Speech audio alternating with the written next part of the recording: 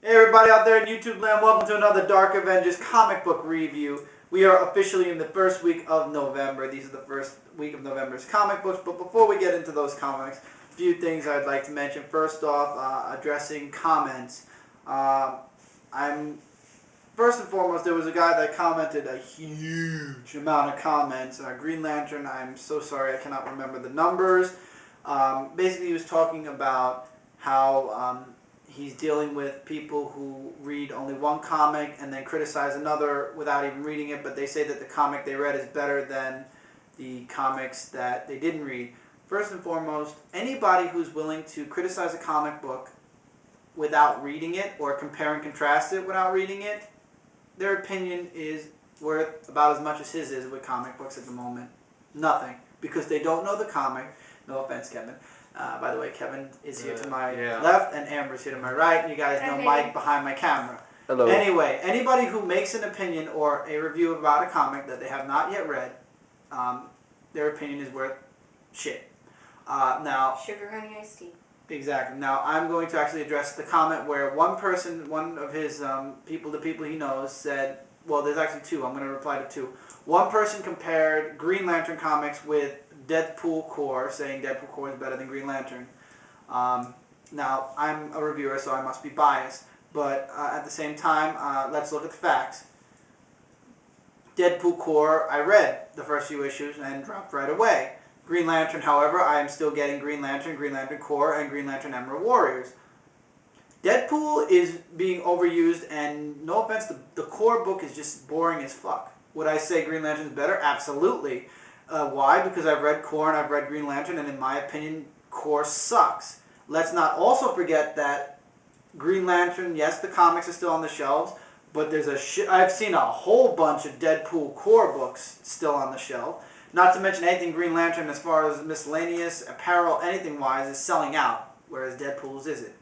Now, those are just the numbers. I'm actually stating the numbers. This is my unbiased opinion. Now, my opinion about both comics, like I said, is Green Lantern definitely better than the Corps of Deadpool Corps. It's just not, it's boring as fuck to me. I think it's horrible. And then another person, I believe it's his teacher, said that DC comic characters are weak.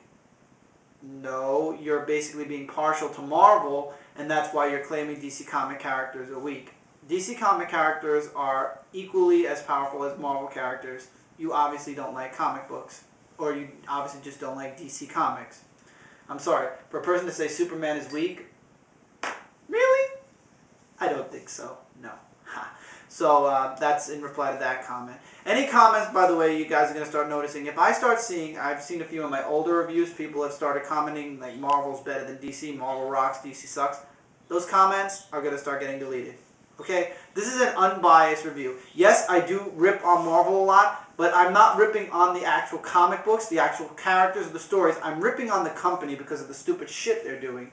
And that is the only thing I'm ripping in. As far as characters and stories, Marvel has just as good a story as DC. And don't anybody tell me about DC's copying Marvel or Marvel's copying DC, because you know what? They both copycat each other. It's a competition. They're both in competition. It's going to happen.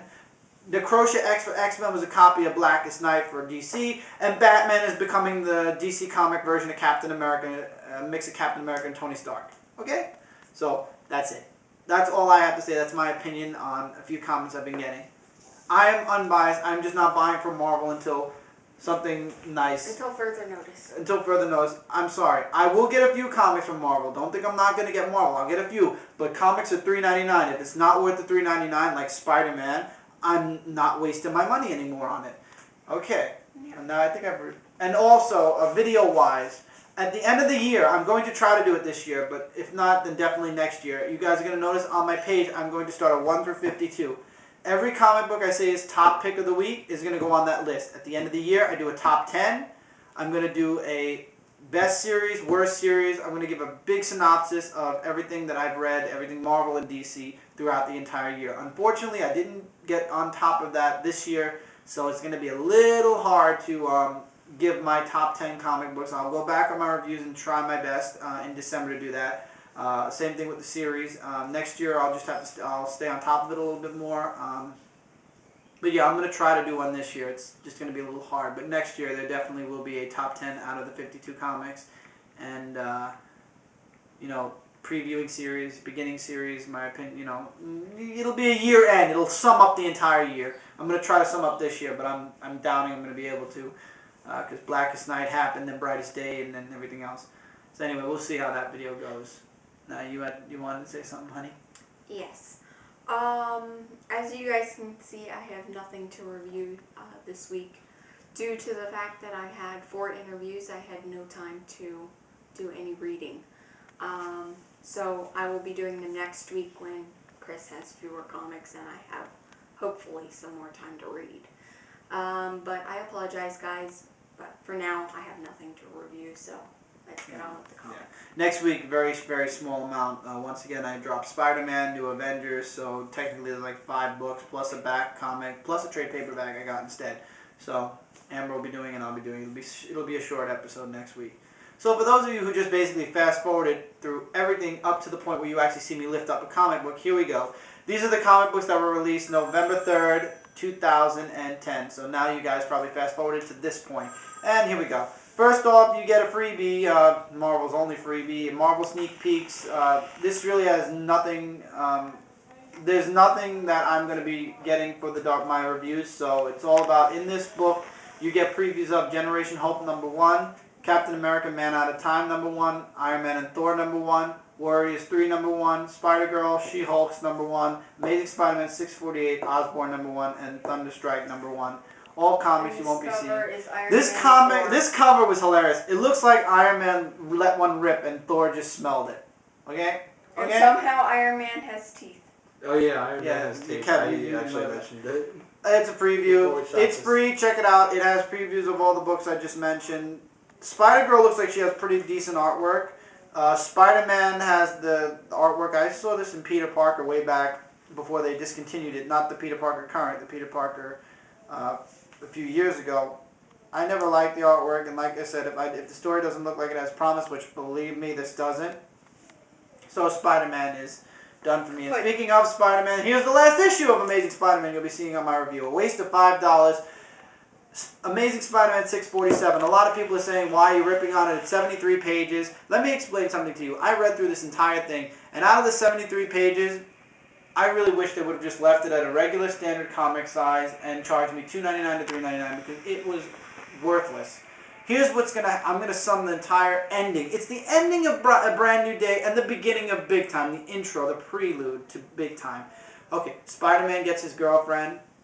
Apparently, there's Harry Osborn is crazy in a way because he's willing to do anything to protect his son now. There's a little promo for Osborn #1 in here. And what else is it? It all leads into Big Time and it closes off completely Brand New Day. It's over. His Brand New Day is done. Now he's going to go. And they give you at the very back. The person who said 73 pages. It's not all comic books, guys.